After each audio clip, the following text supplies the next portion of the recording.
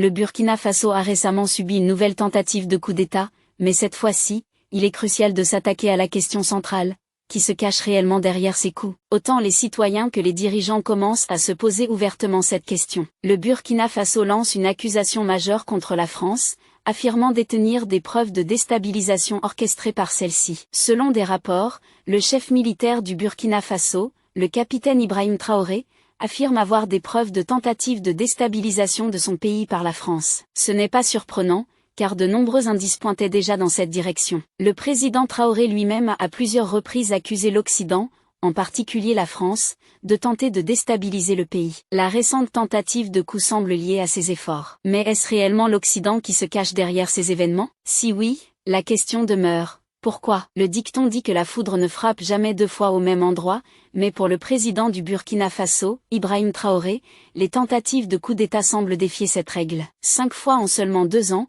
son leadership a été confronté à une série d'efforts visant à le déstabiliser. Bien que chaque tentative ait échoué, il devient maintenant essentiel de se demander qui orchestre ces complots incessants pour saper une nation qui lutte farouchement pour sa souveraineté. Pour comprendre pleinement pourquoi le Burkina Faso est devenu la cible d'une telle agression soutenue, il faut d'abord se demander ce qui fait de Traoré une menace si grande pour les intérêts occidentaux. Pourquoi le président Ibrahim Traoré est-il la cible des puissances occidentales? Traoré n'est pas un leader ordinaire, il incarne une nouvelle vague de leadership africain, audacieux, inflexible et résolument engagé envers la souveraineté de son peuple. L'ascension de Traoré au pouvoir a été un message clair. Le Burkina Faso ne sera plus un pion dans le jeu géopolitique de l'Occident. Contrairement à ses prédécesseurs qui pouvaient se contenter d'accepter une aide étrangère assortie de conditions, Traoré a fermement rejeté toute ingérence extérieure, déclarant que les ressources du Burkina Faso seraient utilisées pour son peuple, et non pour remplir les poches des investisseurs étrangers. Les politiques domestiques de Traoré ont directement défié les intérêts occidentaux. Il a donné la priorité à la redistribution des richesses,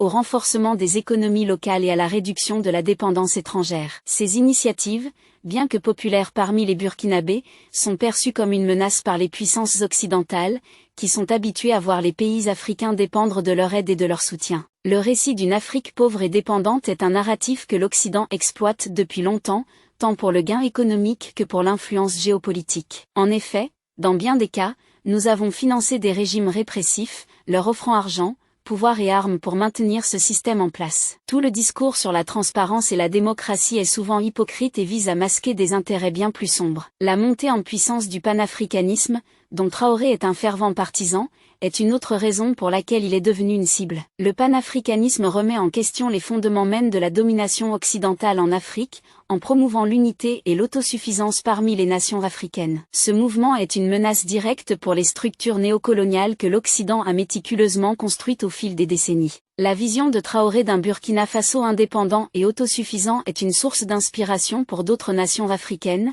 signalant un tournant possible loin de la dépendance envers l'Occident. Mais ce ne sont pas seulement ces politiques qui inquiètent l'Occident. Le style de leadership de Traoré, transparent, inclusif et centré sur le peuple, lui a valu une popularité rare en politique africaine. Cette popularité le rend particulièrement dangereux aux yeux des puissances occidentales, qui craignent que son exemple n'incite d'autres dirigeants africains à rejeter les ingérences occidentales pour se concentrer sur le bien-être de leur peuple. La défiance de Traoré est perçue non seulement comme un affront personnel, mais aussi comme un défi direct à la stratégie séculaire de contrôle et de manipulation de l'Occident. Ces puissances savent bien que si une nation parvient à se libérer de leur emprise, d'autres suivront. Le Burkina Faso, sous la direction de Traoré, est un cas test, un potentiel domino dans une chaîne qui pourrait mener à une nouvelle Afrique indépendante. Avec une compréhension plus claire de pourquoi Traoré est devenu une cible, il est temps de se pencher sur les stratégies employées contre lui. Comment ces tentatives de coup sont-elles orchestrées et qu'est-ce que cela nous dit sur l'agenda occidental en Afrique? Les tentatives de coup contre le président Traoré ne sont en rien spontanées. Elles portent les marques d'opérations soigneusement planifiées visant à déstabiliser un gouvernement qui refuse de jouer selon les règles fixées par les puissances occidentales. Selon plusieurs rapports de renseignement et des témoignages d'initiés,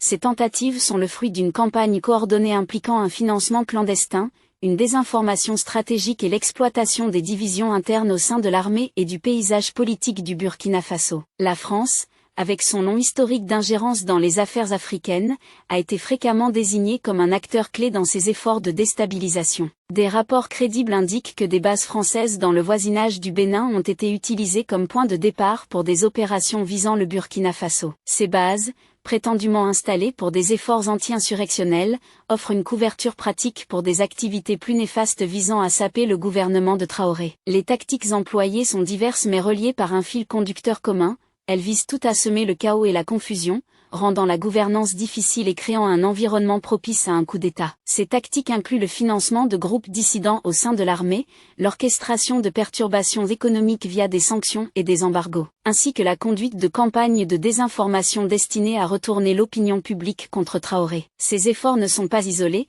mais font partie d'une stratégie plus large visant à maintenir le Burkina Faso, comme tant d'autres nations africaines, dans la sphère d'influence occidentale. Ce qui est particulièrement frappant, c'est l'ampleur des efforts déployés par l'Occident pour déstabiliser le Burkina Faso. Des documents récents divulgués aux médias internationaux suggèrent qu'il y a eu des tentatives d'infiltration du cercle rapproché de Traoré avec des informateurs et des saboteurs. Ces tactiques sont directement tirées du manuel de la guerre froide, un rappel brutal que, malgré toute sa rhétorique sur la démocratie et la liberté, l'Occident est encore prêt à recourir à des méthodes sournoises pour atteindre ses objectifs. Vous souvenez-vous du livre « Confession d'un assassin financier » écrit par John Perkins, qui travaillait pour une banque opaque et mystérieuse, créée dans les années 1950 par le FMI, la CIA et le département d'État américain. Cette banque avait un seul objectif, prêter de l'argent aux pays en développement producteurs de matières premières pour les endetter. Une fois que vous êtes endetté, je vous contrôle. Cette banque employait 4000 personnes, mais personne n'avait jamais entendu parler d'elle. Elle se rendait de pays en pays pour offrir des prêts, si le président refusait le prêt, il était éliminé. L'auteur donne même des exemples de présidents qui ont été tués pour avoir refusé ces prêts. Le prêt était un outil fondamental pour piéger le pays. Mais peut-être que la preuve la plus révélatrice de l'ingérence occidentale réside dans la persistance de ces tentatives de coup d'État. Malgré plusieurs échecs, les efforts pour renverser Traoré n'ont pas cessé. Cela suggère un certain niveau de désespoir, une peur que, si le Burkina Faso réussit à se libérer du contrôle occidental, cela pourrait inspirer une vague de résistance à travers le continent. L'Occident est bien conscient que son influence en Afrique diminue et il est déterminé à stopper cette tendance à tout prix. En examinant l'ampleur de l'ingérence occidentale, il devient clair que ces efforts ne concernent pas uniquement le Burkina Faso, ils font partie d'une stratégie plus large visant à maintenir la domination occidentale sur l'Afrique. Mais comment Traoré a-t-il réussi à résister à ces attaques incessantes? Quel est son secret pour rester au pouvoir face à une telle adversité? À une époque où de nombreux dirigeants sont facilement renversés par des forces extérieures,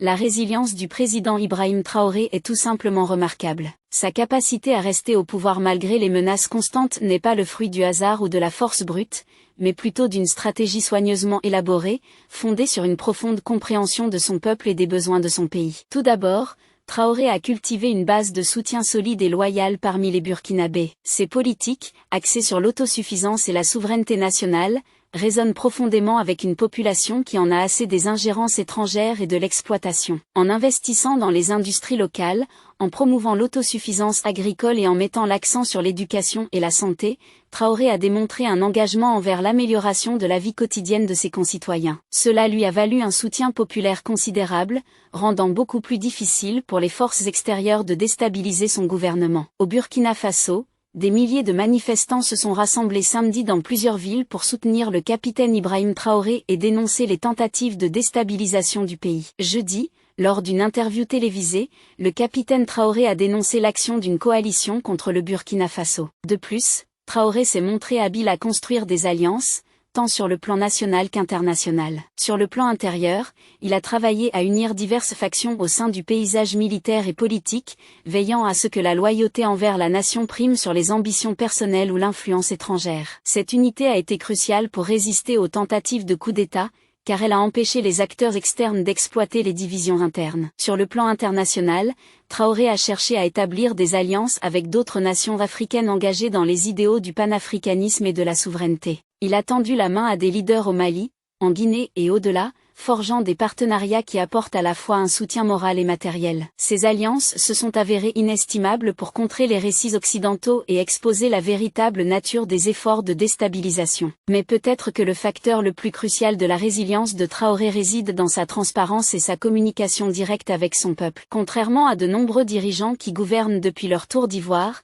Traoré a fait un effort concerté pour rester connecté avec la base. Il s'adresse régulièrement à la nation, tenant le public informé des défis auxquels le pays est confronté et des mesures prises pour y faire face. Cette transparence a permis de bâtir la confiance et de rendre beaucoup plus difficile pour les forces extérieures de manipuler l'opinion publique contre lui. Bien que le leadership de Traoré se soit avéré efficace pour repousser les menaces extérieures, la bataille est loin d'être terminée. L'Occident n'est probablement pas prêt à abandonner ses efforts pour déstabiliser le Burkina Faso de sitôt. Cela soulève une question cruciale. Que signifient ces tentatives répétées de coups d'État contre le Burkina Faso pour le reste de l'Afrique? Les tentatives incessantes de renverser le président Traoré ne concernent pas uniquement le Burkina Faso, elles sont emblématiques d'une bataille plus large pour l'avenir de l'Afrique, une bataille entre ceux qui cherchent à maintenir l'ordre ancien de la domination occidentale et ceux qui aspirent à une nouvelle ère de souveraineté et d'autodétermination africaine. Pendant trop longtemps, l'Afrique a été perçue comme un continent à exploiter, ses ressources pillées et son peuple manipulé. L'Occident a utilisé tous les outils à sa disposition,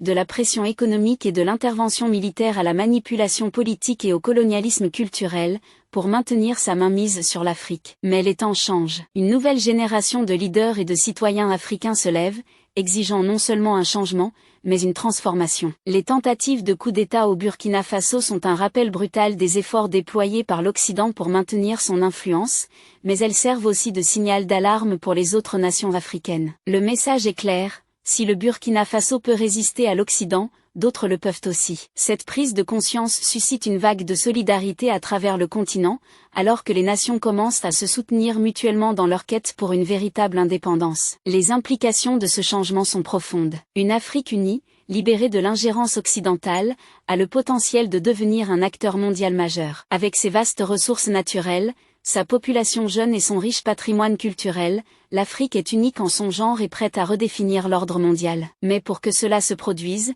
les nations africaines doivent d'abord se libérer des chaînes du néocolonialisme. La lutte au Burkina Faso est le microcosme d'une lutte continentale plus large. Il ne s'agit pas seulement de la lutte d'un pays pour sa souveraineté, il s'agit de la lutte pour l'âme de l'Afrique. Et à mesure que de plus en plus de nations africaines se rallient à l'appel à l'unité et à l'indépendance, l'Occident se retrouve de plus en plus isolé. Avec les lignes de bataille ainsi tracées, la question logique suivante est la suivante. Qu'est-ce que cela signifie pour l'avenir de la politique mondiale? Comment le choc entre l'indépendance africaine et l'ingérence occidentale façonnera-t-il la géopolitique mondiale alors que l'Afrique commence à affirmer son indépendance et à rejeter les vestiges de l'influence coloniale? Le paysage géopolitique mondial est en train de subir un changement sismique. L'ancien équilibre des pouvoirs, longtemps dominé par l'Europe et les États-Unis, est désormais remis en question par une nouvelle vague d'affirmations africaines. Ce n'est pas seulement un phénomène régional, mais un réalignement global qui a le potentiel de remodeler les relations internationales dans les décennies à venir. L'Occident, habitué à avoir carte blanche en Afrique, se retrouve désormais sur la défensive. Ses anciennes tactiques, telles que la coercition économique, l'intervention militaire et la manipulation politique, perdent de leur efficacité sur un continent qui prend conscience de son potentiel. Les nations africaines ne sont plus disposées à être de simples récipiendaires passifs d'aide étrangère et de dictats, elles exigent désormais une place à la table des négociations et un rôle actif dans la détermination de leur propre destin. Cette nouvelle assertivité est alimentée par une génération de jeunes Africains plus éduqués, mieux connectés et plus conscients de leurs droits que jamais auparavant. Ils rejettent les récits qui leur ont été imposés pendant des décennies et adoptent une vision d'une Afrique forte, unie et indépendante. Ce changement de mentalité n'est pas seulement une menace pour les intérêts occidentaux, mais un défi à la fondation même de l'ordre mondial actuel. La crainte de l'Occident face à une Afrique unie et autosuffisante n'est pas sans fondement. Une Afrique véritablement indépendante, libre de toute manipulation extérieure et capable de tirer parti de ses vastes ressources pour son propre développement, représente un défi significatif pour l'équilibre actuel des pouvoirs mondiaux. Cela signifierait la fin des ressources bon marché, la fin de l'influence géopolitique sans opposition, et le début d'une nouvelle ère où l'Afrique devient un acteur majeur sur la scène mondiale. Cependant, l'Occident n'est pas sans option. Il est probable qu'il poursuivra ses efforts pour déstabiliser et diviser l'Afrique, utilisant tous les outils à sa disposition pour maintenir son influence. Cela inclut le soutien à des groupes d'opposition, le financement de campagnes de désinformation et l'utilisation de pressions économiques pour forcer la conformité. Cependant, plus l'Occident recourt à ces tactiques, plus il expose son hypocrisie, et plus il alimente le ressentiment croissant parmi les nations africaines. Le plateau géopolitique est en train de changer, et les joueurs évoluent. L'Afrique n'est plus un pion, mais devient de plus en plus un faiseur de roi. Cette nouvelle assertivité a non seulement ébranlé les anciennes puissances, mais aussi attiré l'attention de nouveaux acteurs mondiaux. Des pays comme la Chine, la Russie et l'Inde observent de près,